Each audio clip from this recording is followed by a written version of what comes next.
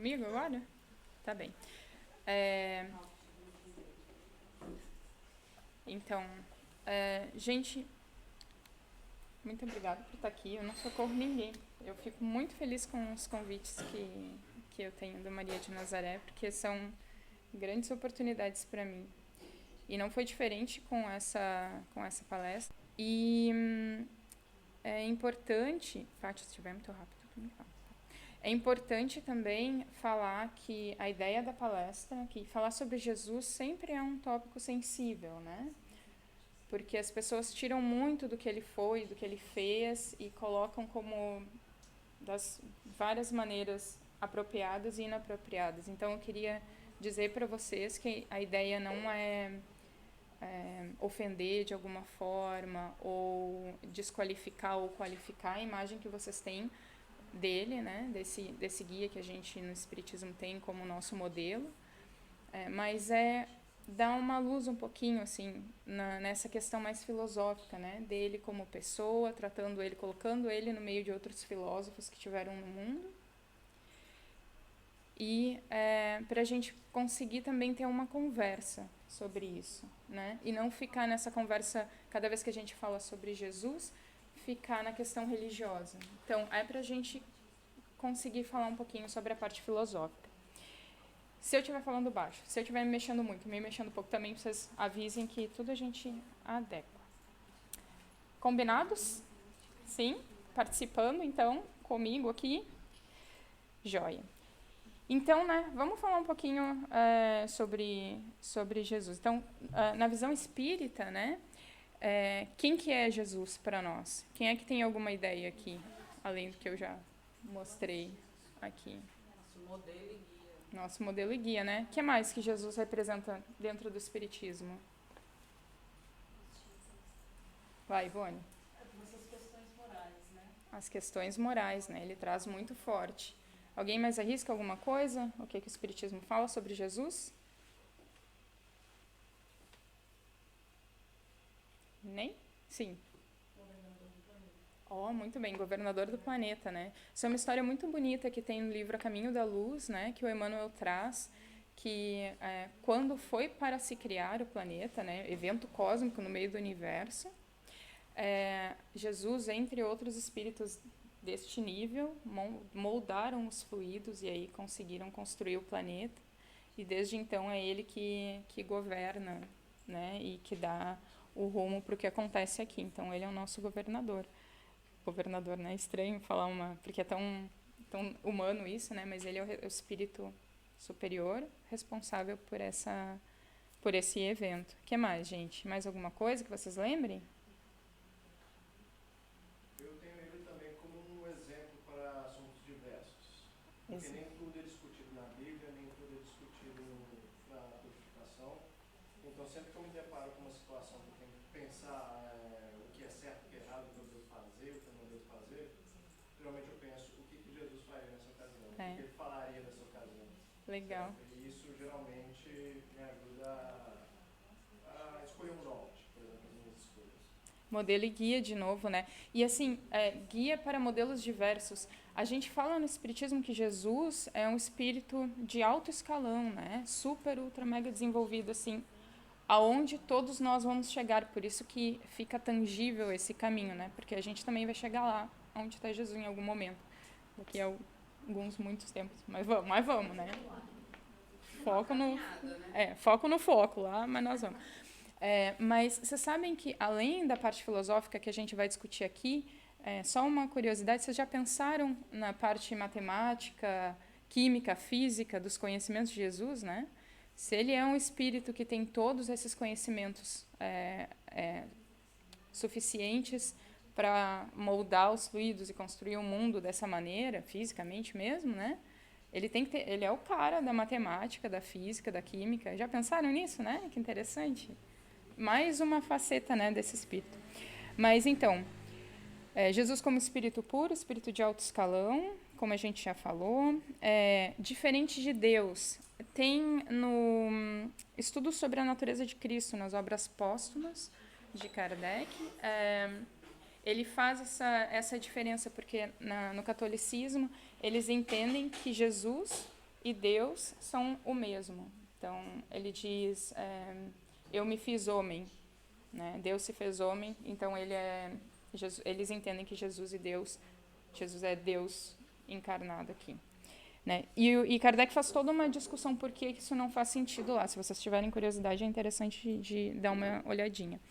Jesus como construtor do universo, a gente já falou sobre isso, né? Caminho da Luz. Mas tudo isso é o que a gente não vai falar hoje, gente. Foi só para dar uma puxadinha em vocês, né? Para ver como a gente vê ele no Espiritismo. Mas não é isso, não é sobre isso que nós vamos falar. Hoje nós vamos falar sobre Jesus como um sábio. Como um cara que viveu aqui, né? Como um de nós que viveu aqui nesse planeta numa época bem difícil, né? Assim, 2000 anos atrás, a humanidade lá ainda, não que nós estejamos muito longe, mas num outro momento. E só a parte filosófica dele, né?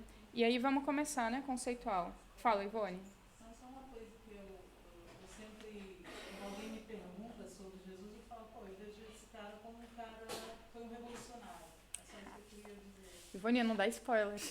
Não dá spoiler, Ivone. Mas é isso, né? Nós vamos falar um pouquinho do contexto histórico também. Então, filosofia, gente. Pitágoras dizia que filosofia é o amor pela sabedoria, certo? E aí eu tenho uma pergunta para vocês. Qual é a certeza de vocês? Qualquer certeza. Eu já fiz essa pergunta. Eu e a Ivone fizemos essa pergunta na palestra passada, né? Mas pensem numa coisa que vocês têm certeza absoluta. Não precisa dizer, se não quiser, né? Só pensar, assim. Mas pensem, tirem uns segundinhos para pensar. A gente vai desencarnar. Certeza absoluta, né? O que mais, gente? Alguém quer dividir? Se quiser dividir, se não quiser, não precisa também. Né? Mas pensem, o negócio é certo. Fadados à evolução. Muito bem. Mais alguém quer dividir? Não precisa se não quiser. Gente, Pitágoras e Sócrates também, né, dizia que quando a gente tem certeza de alguma coisa, a gente não aprende mais sobre ela, porque a gente está certo dela, a gente já tem todas as informações. Né? Olha que impactante, né? Então, quando ele fala que esse amor pela sabedoria é o amor pela sabedoria experimentado pelo ser humano consciente de sua ignorância, é que ele não tem essa certeza, né? E olha que legal. Poxa, eu vou desencarnar. Mas eu vou? Mas eu vou quando, sabe? Como funciona esse desencarne? E será que desencarna mesmo ou será que continua aqui? O que é, né, o desencarne? São tantas questões que tem na volta de qualquer certeza, mesmo em relação ao amor, né? Eu amo. Mas como que eu amo? Eu amo sempre? Eu amo todas as pessoas? Aquela pessoa que eu mais amo, eu amo em todas as situações? Eu me comporto como se eu amasse, como esse ideal de amor que eu tenho? É um monte de coisa, né, que quando a gente tem certeza. Eu amo os meus filhos. Eu amo quando eles me batem, quando eles me machucam, quando eles discordam de mim. Eu amo quando eu estou furiosa e eu dou um sacudidão nele assim, sabe? Eu uso de violência para tentar corrigir, coagir eles também. Eu amo ali naquele momento, né? Mesmo aqueles que a gente tem certeza que a gente ama, sabe? Todas essas questões, assim. E não tem resposta certa, gente. Uma questão leva a outra, né? Mas se a gente tem certeza de alguma coisa, a gente não explora outras facetas daquela verdade. Então, vamos para a linha do tempo, né? E vamos começar com Sócrates e Platão. Então, a gente falou um pouquinho já aqui no Maria de Nazaré, antes das férias, sobre Platão especificamente, né?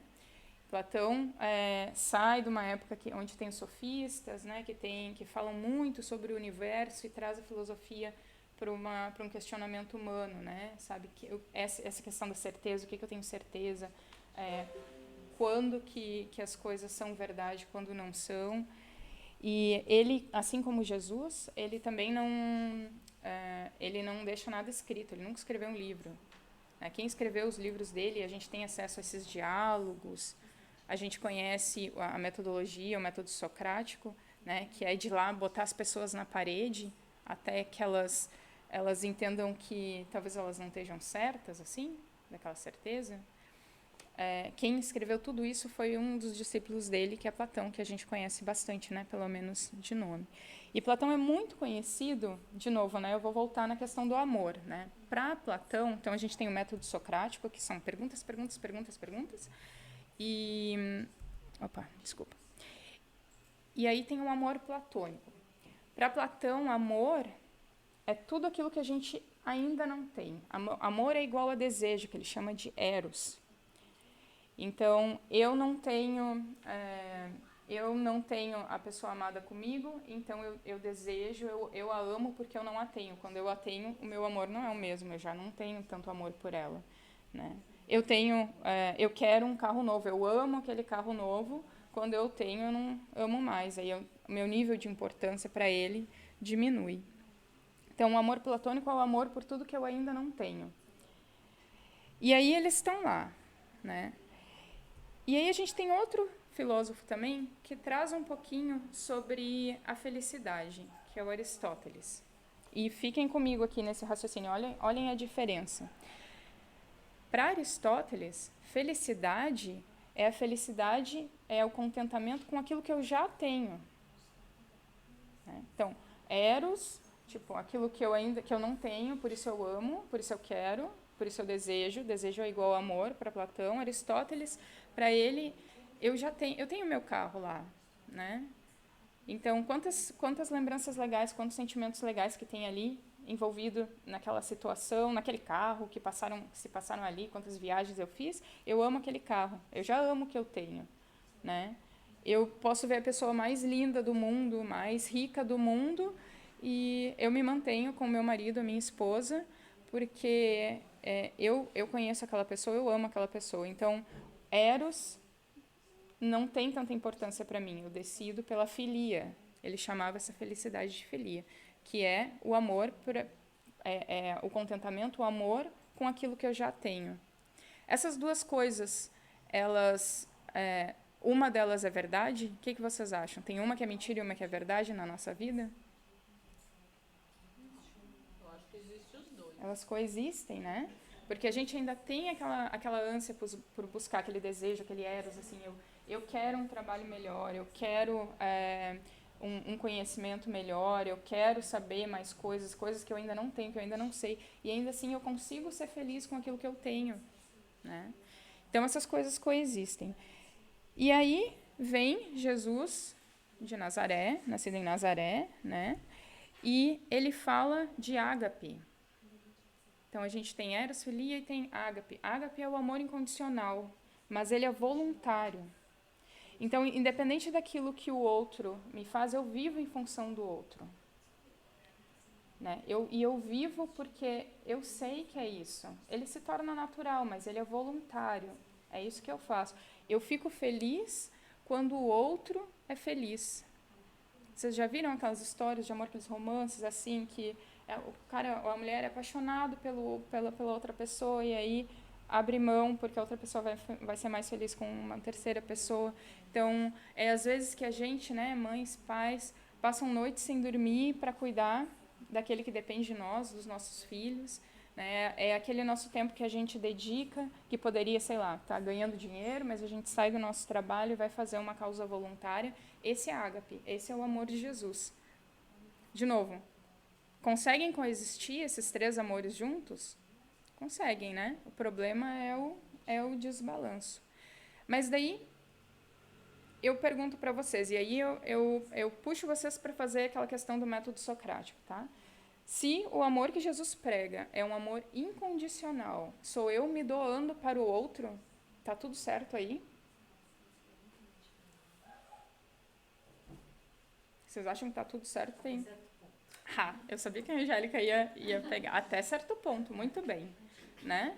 Porque, o que quer dizer isso, então? Né? Vamos questionar mesmo o que Jesus disse. Não é porque foi Jesus que disse que está dito, né? Então, vamos questionar. Eu vou me doar, então se a pessoa vir lá e me machucar, me ofender, tá tudo bem? Ou então se eu tenho que desistir de todas as coisas que são os meus objetivos, que eu quero fazer da minha vida, eros lá, né? Por causa do outro. Então, eu vou agir durante a minha vida inteira em função dos outros e não em função de mim. Meio contraditório aqui, né? A psicologia vem nos trazer assim que, não, peraí, mas tem uma coisinha aqui. E eu peço para vocês segurar um pouquinho esse questionamento. Como é teu nome? Thalita, segura esse questionamento para mim que no final tu me lembra que a gente vai voltar nele, tá? Então, vamos questionar Jesus também. Vamos usar o método socrático. Não é porque Jesus disse que a gente tem certeza que é isso aí mesmo. E aí, tá. Então, colocamos Jesus no mesmo balaio dos filósofos, e não precisam ser filósofos antigos. Eu peguei uns antigos só para dar esse raciocínio de amor, mas vamos pensar assim, tem outros, tipo Descartes, por exemplo, é um deles, né? Como é o nome daquele que fala sobre potência de agir também? Me fugiu o nome dele, mas daqui a pouquinho eu trago para vocês. Então, vamos colocar Jesus no balaio dos filósofos. Todo mundo ali, cada um com pensamentos diferentes. Para uns uma coisa é verdade, para outras outra coisa é verdade. Só que vamos entender então, né, um pouquinho sobre a filosofia. Tem vários ramos, né, filosóficos. E por que a gente acha que Jesus é um filósofo e não só uma figura religiosa? Então, tem vários ramos filosóficos, frentes principais que a filosofia adota. Então, a metafísica, por exemplo. Metafísica fala sobre o que é a realidade, o que é, né? O que é real. E aí, para Jesus, a parte metafísica é Deus, certo? Ele fala bastante. Então, eu sou o Pai, eu sigo o Pai. Tudo volta para a questão do Pai. O conceito de Deus ali é super forte para ele. Então, quando ele fala o que é real, ele fala que o que é real é o que vem de Deus. Ele também fala um pouquinho, mas depois eu vou falar sobre a questão antropológica, ele também fala um pouquinho sobre a questão de espírito e matéria, né? Várias citações ele fala sobre o meu espírito e sobre a matéria. Eu vou trazer alguns quotes também depois, mas enfim. Metafísica, para Jesus, é essa parte de Deus. Então, ele filosofa, né, nesse sentido. Aí a gente tem a parte da epistemologia, que é a parte do conhecimento. Bom, se aquilo ali é real, como que eu sei que aquilo ali é real? Né? Então, é a questão do que tu conhece, desse conhecimento que é gerado. E aí Jesus traz na parte, em João, por exemplo, em João ele diz, Tomé pergunta, Senhor, não sabemos para onde vais, como podemos saber o caminho? E aí Jesus responde, eu sou o caminho, a verdade e a vida.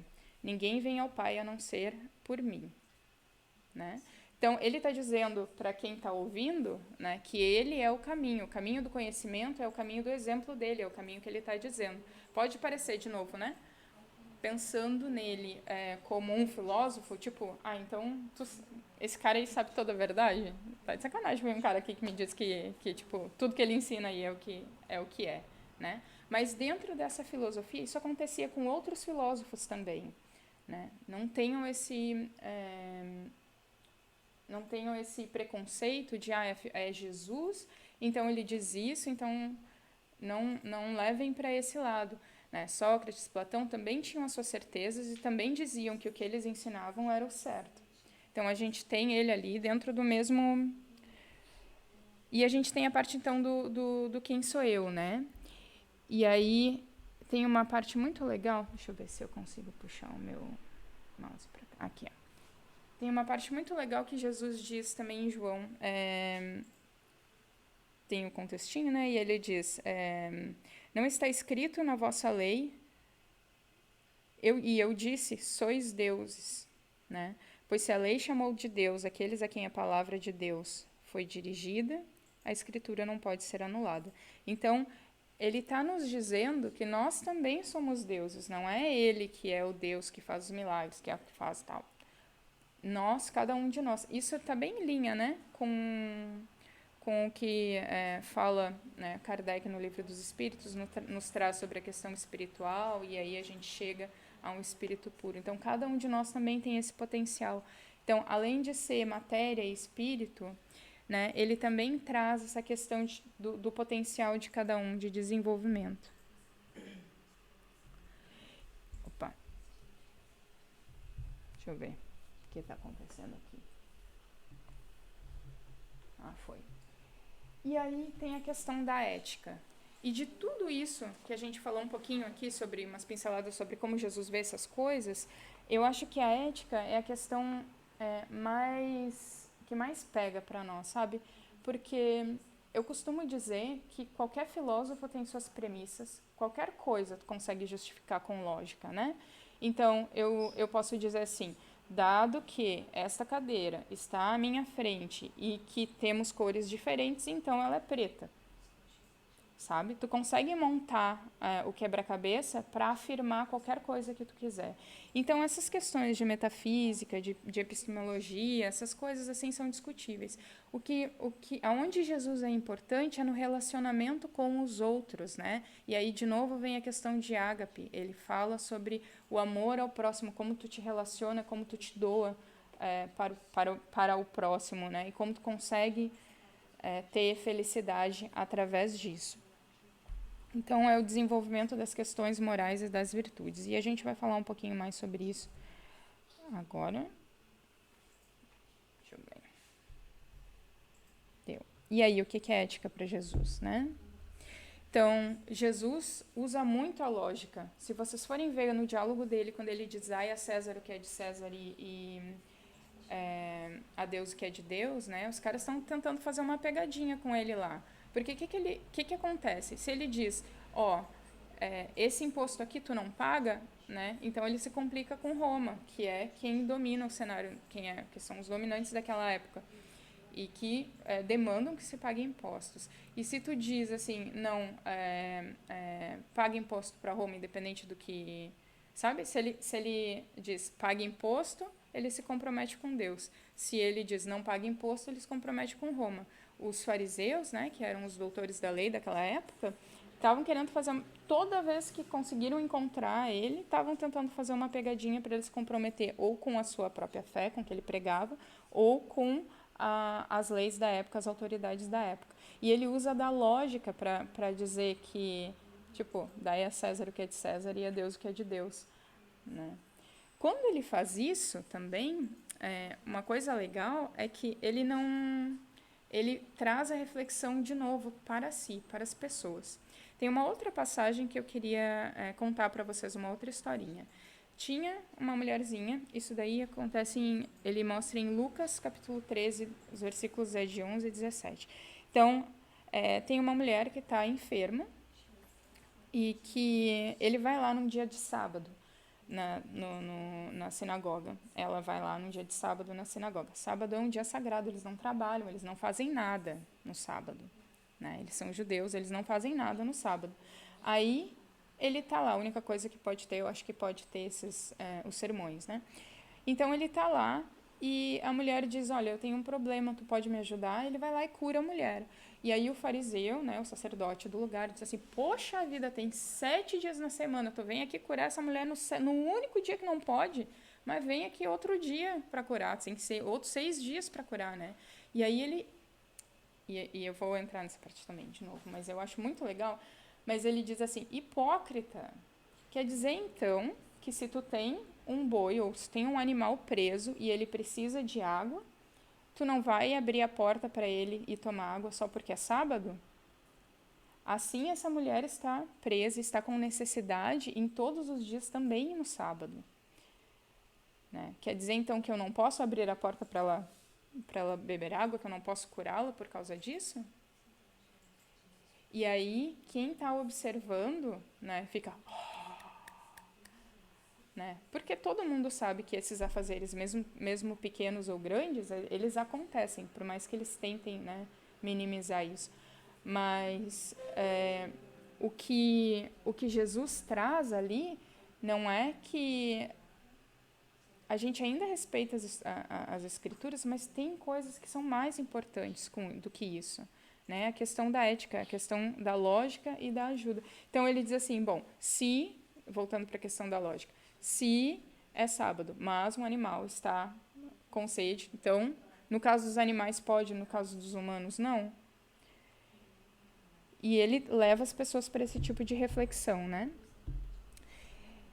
Outra coisa que ele fala também, então, a questão da autorreflexão. Outra passagem também que eu acho que é bem importante da gente pensar, atire a primeira pedra, aquele que não tem pecado, né? De novo, trazendo as pessoas. É lei, pode apedrejar a adúltera? Por lei pode, né?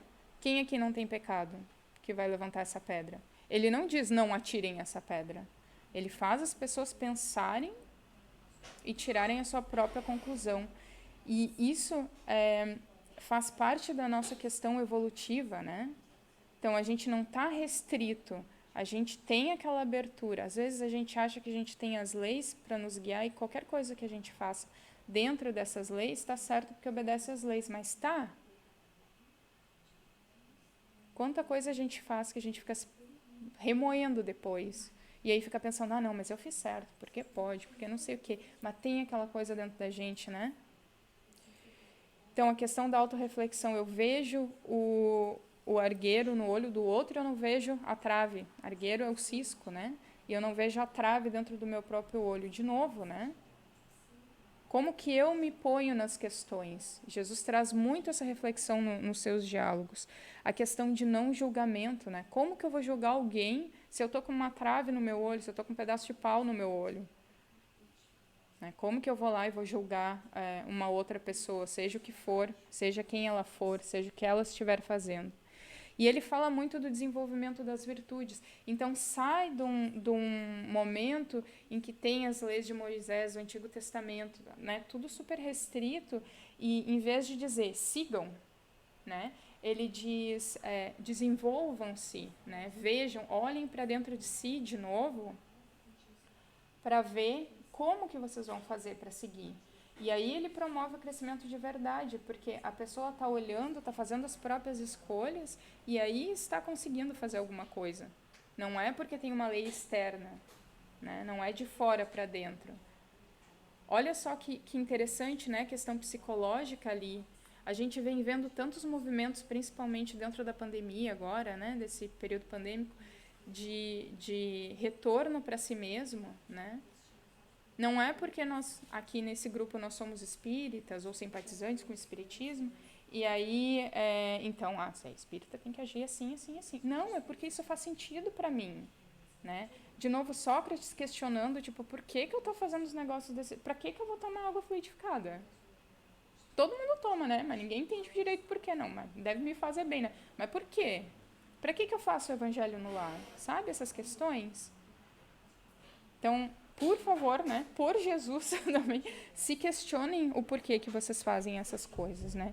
E quem não quiser fazer, não julguem, né? Olha a trave no nosso olho, pedaço de pau no nosso olho e o cisco no olho do outro. Então, o desenvolvimento das virtudes, é isso que é ética para Jesus. E tem a questão do Jesus revolucionário e humanista. Agora sim, Ivone. O que é um revolucionário? Né? Uma pessoa que vem e traz uma revolução. As coisas estavam seguindo de uma maneira, e aí tu vem e tu mostra outros caminhos. É doído, gente. A gente está acostumado a fazer, levantar de manhã, tomar café, fazer tudo certinho. Daqui a pouco a gente tem uma pandemia. Né? Não vou mais para o meu trabalho. Eu vou ter que trabalhar em casa. Né? Não tenho mais contato com os meus colegas, com os meus grupos de convívio, de estudo. Não consigo nem falar com os meus amigos direito, chegar aqui e dar um abraço em todo mundo. É doído essas mudanças? São, né? Não tem mudança que não doa para nós. Né? Por isso que é uma revolução. E aí, de novo, a questão do questionamento, né, mexe com essas certezas que a gente tem. O que eu tenho certeza nessa vida? Se vocês forem ver mesmo... tem vários filósofos também brasileiros que falam sobre isso, né? Tu tem o universo, nós somos uma galáxia, nós somos uma pessoa em uma cidade, em um planeta, em uma galáxia onde existem milhões, bilhões, o universo é infinito, está se expandindo. Quantos de nós existe? Né? E a gente se acha tão importante. Então, todos esses questionamentos é uma questão revolucionária. E aí Jesus vem numa época super tradicional ortodoxa e diz, queridos, não vendam as coisas aqui no templo, porque aqui no templo, vocês sabem que o templo em Jerusalém era o único templo da Palestina. E aí depois eles tinham como se fossem as igrejinhas ou centros espíritas pequenininhos, assim, onde as pessoas iam e aí estudavam. Mas o templo era o único, todo mundo peregrinava nas datas para ir para lá. E os caras estavam fazendo comércio lá, sabe? E aí ele vem, né, acho que é em Lucas que ele fala que pega umas cordas como se fosse um chicote e diz, vocês saiam daqui. Vocês estão transformando isso aqui num comércio, porque os fariseus da época, né, os sacerdotes de lá, ganhavam comissão no que acontecia, nas vendas que aconteciam. E ele diz, a casa do meu pai não é para isso. Em vez de acolher as pessoas, olha aqui o que vocês estão fazendo. Ele é o cara que diz, quando Maria e os irmãos dele batem na porta, quem é minha mãe? Quem são os meus irmãos? Imagina, bate toca a campainha lá, aí o apóstolo diz, ô Jesus, olha aí, tua mãe e teus irmãos estão ali. E ele usa essa oportunidade, né? Quem são a minha mãe? Quem são os meus irmãos? Né? Rompam com a sua sogra, a sua cunhada, a sua mãe, o seu pai, rompam com eles. Né? A verdade é a verdade do meu pai, eu sou a verdade. Vocês acham que um cara desse não era revolucionário? Por que vocês acham que os fariseus lá estavam sempre querendo fazer pegadinha para dar um jeito de prender ele? Né? E aí, gente, no nosso meio a gente vê pessoas dizendo, não, Jesus quer somar, Jesus quer que a gente unifique e construa. Sim, ele quer que a gente unifique e construa, mas ele quer que a gente se unifique, que a gente se junte nesses questionamentos, né? Nessa interiorização. Ele não defendia processos ou sistemas, ele defendia pessoas. Então, é um convite também para vocês, todos os processos, sistemas que vocês estiverem integrados, questionem o porquê que eles são dessa maneira. Vocês não têm que concordar com essas coisas. Né? Jesus traz essa questão revolucionária. Né? E aí tem toda a parte filosófica, por quê, para quê, como que nós estamos fazendo isso. E então, ele realmente causou essa revolução, tanto que foi crucificado. Né? Conseguiram fazer com que ele sofresse essa crucificação e estivesse com a gente por esses ainda, né, mais de 2000 anos. E a questão humanitária, né? Humanismo, na verdade, é quando tu coloca tudo em relações interpessoais. E aí talvez a gente se questione, mas Jesus, poxa vida, né? Ele fala tanto de Deus e a parte espiritual, será que ele é realmente voltado para essa questão material, para essa questão pessoal, de questão humana? E eu digo para vocês que ele tem um aspecto muito forte ali, né? Muito forte em questão de inclusão, né? Então, a questão do rompimento e a questão da inclusão.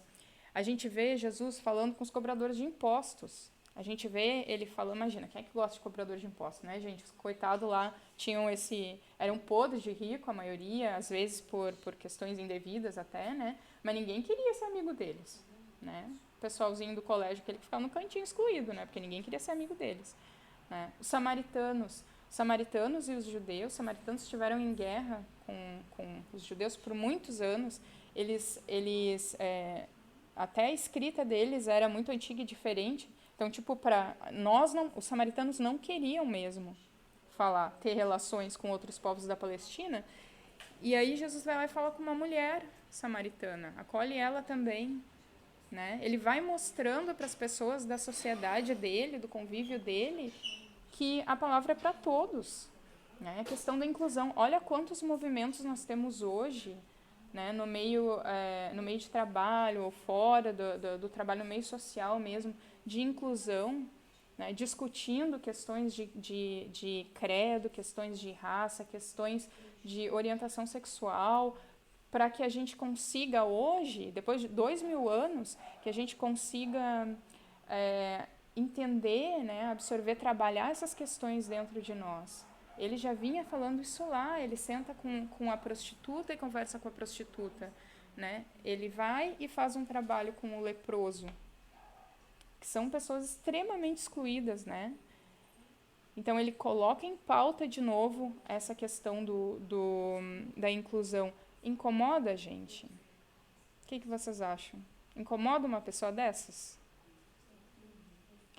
Incomoda se tu tem essa visão ortodoxa das coisas, né? E é natural, a gente gosta de rotina, a gente gosta de processo. Incomoda para os outros que estão vendo as coisas? Poxa, olha que cara legal. Né? Independente de milagre que ele tenha feito, se foi concebido como, né? Tem os dogmas da igreja que falam, a gente não acredita nisso, né? Mas, assim, independente dele ter manipulado os fluidos lá e ter feito milagres, que eles chamavam de milagres porque não se entendia, hoje a gente entende como funcionam, mas toda essa parte religiosa, um cara que é revolucionário, questiona o sistema, né? Tá colocando foco no outro, defende a inclusão, não é um cara legal? Pô, né? Hoje em dia, ó, dava quantos seguidores aí, né? Instagram ia bombar o Instagram de Jesus. Vai dizer. E a gente tem, claro, né? Foi muito mau uso, questão histórica, né? Feito muita manipulação das coisas que ele disse e dos textos escritos, mas também lembrem-se que ele não escreveu nada. Ele só deu exemplo, né? Ele só se colocou lá. Ele fez, né? Porque também essa é a mensagem dele. Como que ele vai ensinar isso se ele não faz, né?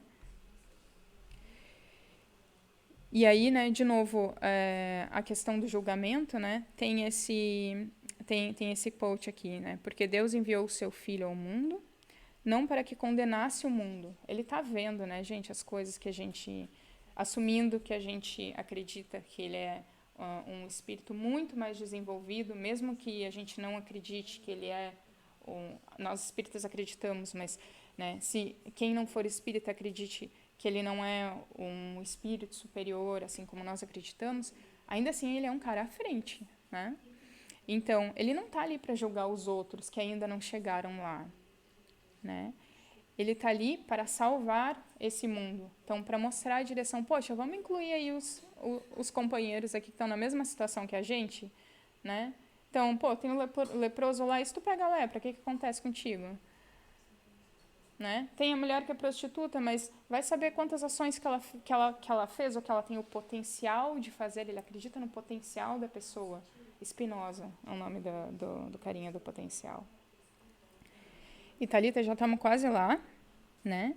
Eu queria convidar vocês para fazer essa reflexão, né, da máxima de Jesus, usando o método socrático, mas pensando junto, né? Então, vamos lá. Ele diz: amar a Deus sobre todas as coisas e ao próximo como a ti mesmo, né? Amar. O que é amar? Vamos lá, gente. O que é amar? Doar. Doar. O que mais? Cuidar. Cuidar. O que mais? Respeitar. Respeitar. O que mais? Que outras lentes tem o amor?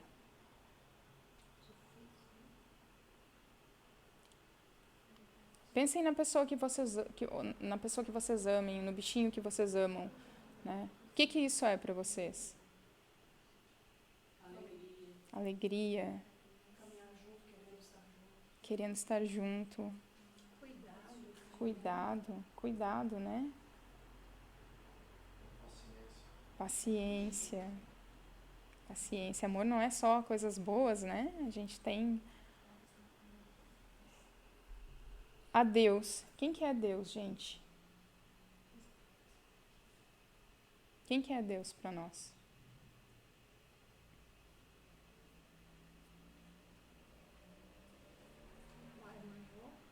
Um Pai maior. Quem mais? Força Suprema, Criadora dos Universos. Quem mais?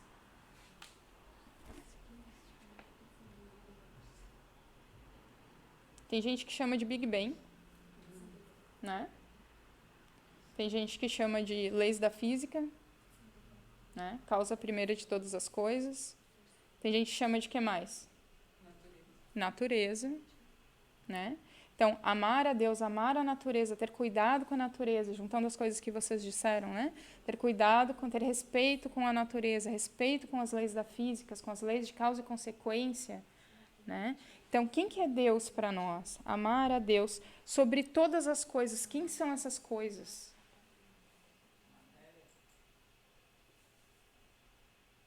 Quem são essas coisas? Toda a criação de Cristo.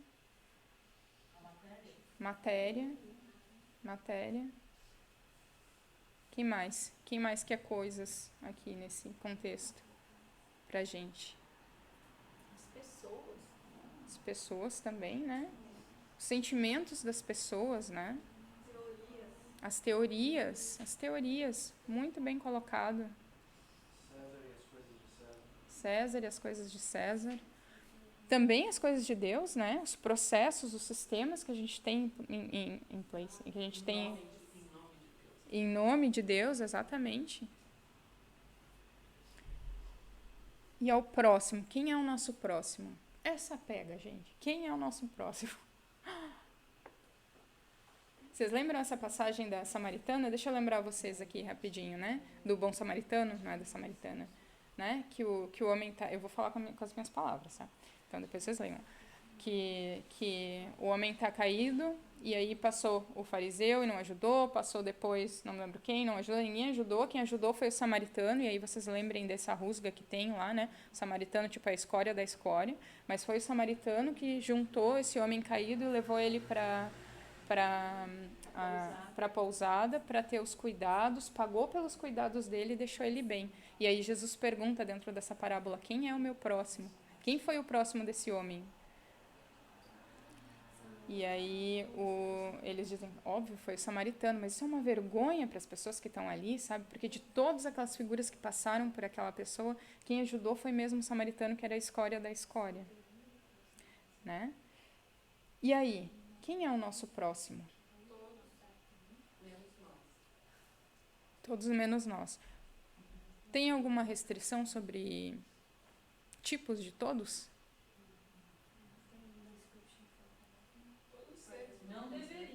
Não deveria. Mas e aí? Então vamos listar alguns todos. Vamos ver se eles se adequam ou não, se estão ali dentro. Então, por exemplo, se for mulher, é próximo? Se for homem, é próximo? Se for criança, é próximo? É próximo, né? Animais. Os animais são os vegetais, árvores, natureza, nosso próximo. Amar a Deus sobre todas as coisas. E ao próximo também, né? Amar ao próximo. Ele fala em amar ao próximo. Gente, vocês viram, né? Meus pequenos correndo por aí. Questão de criança pega comigo. Vocês já viram a gente achar que as crianças são o nosso próximo e não ter um pingo de paciência com eles? Né? Já pensaram nisso?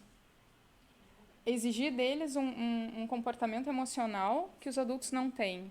Fica quieto sentado aqui por 1 hora ouvindo essa palestra aqui comigo, não fala nada, fica quieto, né? E a criança tentando conhecer o mundo, né? Ou então a gente estressado vai lá, né, triplo do tamanho dos pequenininhos, né? E aí diz assim, mas eu não me contive, eu estava muito estressado. Tava, né? Quem é o adulto da situação? Né? Então, quem é o nosso próximo? A questão dos animais também, né? A questão de poluição do nosso mundo. O nosso mundo é o nosso próximo também. Né? Colocar em perspectiva. Amar a Deus sobre todas as coisas e o próximo como a ti mesmo. Thalita, nosso momento. Qual que era a questão que a gente tinha que trazer aqui? Sobre o amor incondicional. Como que eu vou amar incondicionalmente o próximo se o meu próximo não sou eu mesmo? Né? Então, nessa definição de próximo, por que nós não estamos lá?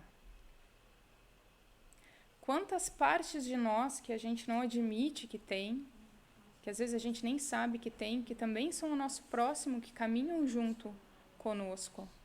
E que se a gente não olhar elas como o nosso próximo, E vejam, né, que tem toda essa questão de carinho com o nosso próximo, cuidado com o nosso próximo, né? Por que o nosso próximo não somos nós também? Ah, mas daí eu vou virar um egoísta, né? Aí eu só vou pensar em mim, não vou pensar no outro. Será?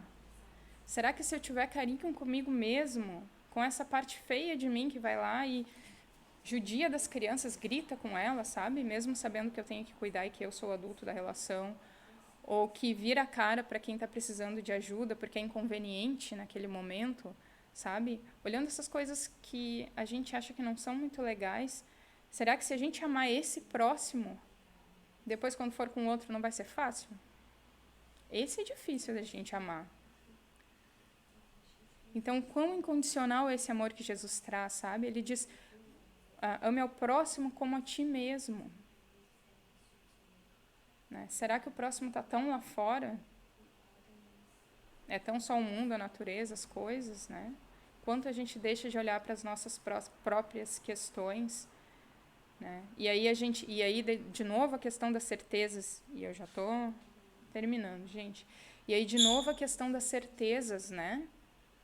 Então, eu tenho certeza que eu sou espírita, que eu conheço os mandamentos de Jesus, e eu tenho certeza que eu pratico eles, porque eu faço o evangelho no lar, por exemplo, uma vez por semana. Mas será que eu me perdoo quando eu estudo sobre o perdão?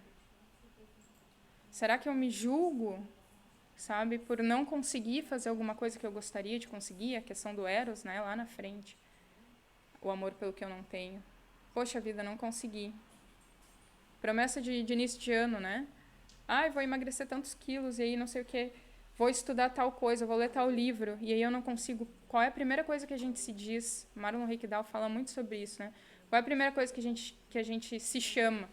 Poxa vida, de novo, né, Carolina? Sabia que não ia fazer, sabia que não ia conseguir, olha aí.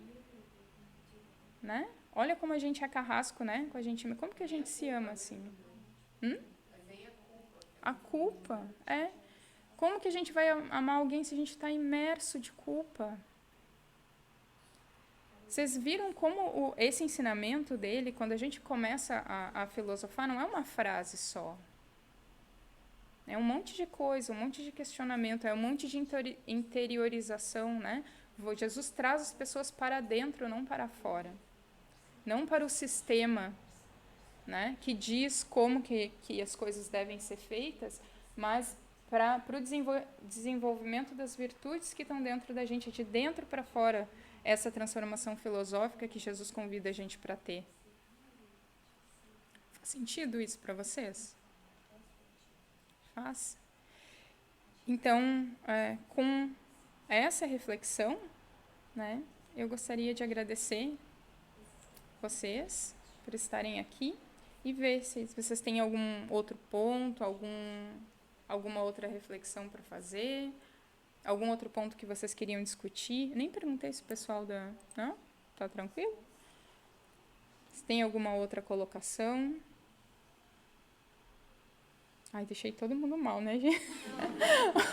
Eu particularmente achei fantástico. Assim, não puxão de orelha, não, mas assim, vamos tentar olhar por uma outra perspectiva, entendeu?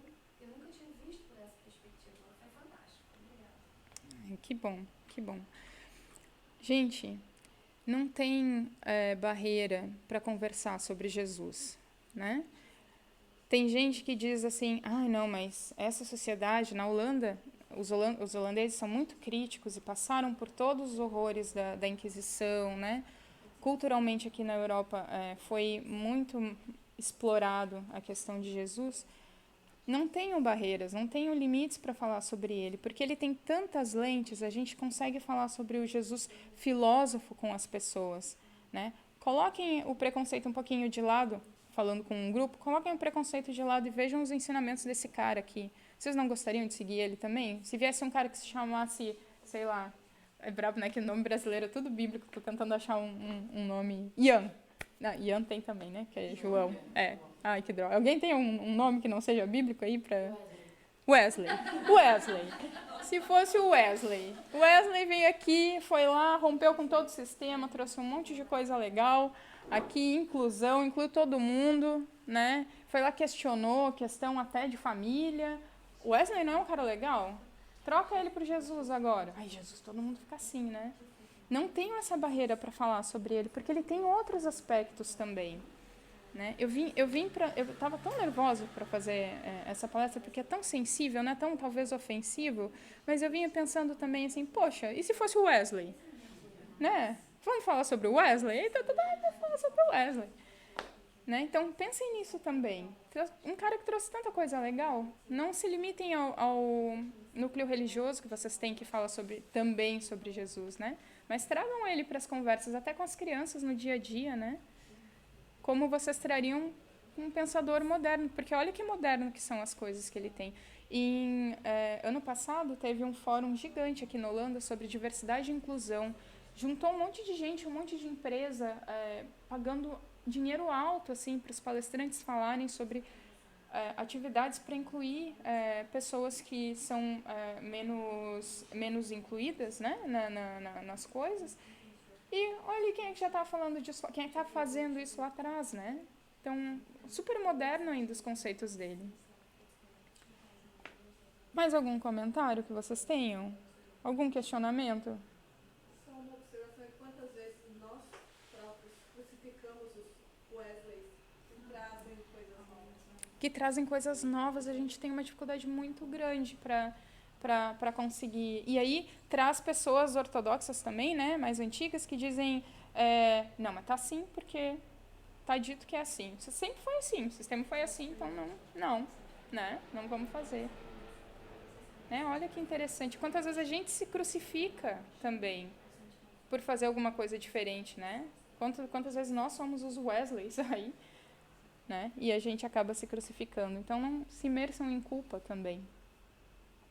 Muito obrigada, gente, por estarem aqui comigo, por me darem essa oportunidade de fazer todo esse raciocínio, montar essa palestra junto, sabe, ter esse conteúdo também para eu falar com as minhas crianças sobre isso de uma maneira mais natural, porque não era assim antes de eu montar esse material aqui para discutir com vocês. Então, a Marisa estava me dizendo, eu que agradeço por essa oportunidade de coração, de verdade, não é só porque, é bonitinho falar isso, né? É esperado. Não, é de coração mesmo, é de verdade. Muito obrigada.